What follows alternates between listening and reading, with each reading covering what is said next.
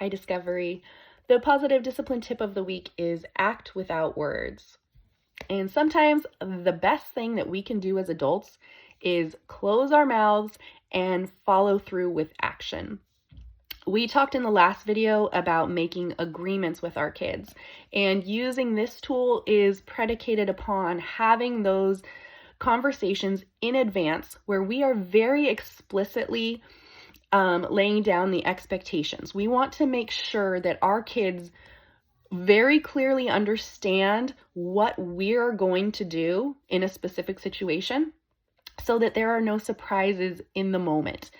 When we set ourselves up for success using this method, there's less work to do when tensions are high, right? When the tricky behavior is presenting itself, we don't have to nag. We don't have to explain ourselves. We don't have to explain to them what the problem is. We don't have to introduce those power struggles. We just follow through on what we've already discussed and what they already know we're going to do.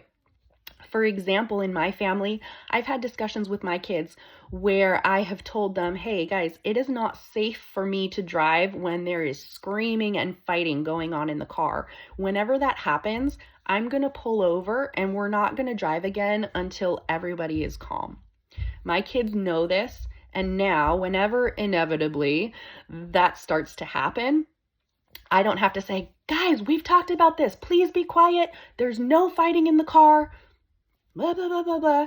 I say nothing. All I have to do is pull over and sit back and wait and allow my kids to go through the mental exercise of figuring out what was going on, seeing that I followed through with what I said I was going to do, and then figuring out what they need to do to course correct. When I'm at school and I'm leading an enrichment, I make sure to have conversations with the class in advance where I let them know that when I'm giving instructions or explaining an activity, I need everybody to be listening and not talking over me. And if that's not happening, I'm going to stop and wait until everyone is quiet. And then during those moments when I'm trying to talk and the class is talking, rather than asking them to be quiet 1,000 times and driving myself crazy and them crazy, I just stop talking and I take a step back. And I wait for them to do the mental work of noticing what is happening, noticing that I have followed through with what I have said I'm going to do, and then figuring out how to make the situation better. It's really freeing. It takes so much less energy, and it allows our kids to practice the skills that they need. So anytime you can set yourself up for success using this tool, we recommend that you give it a try and act without words. Good luck this week.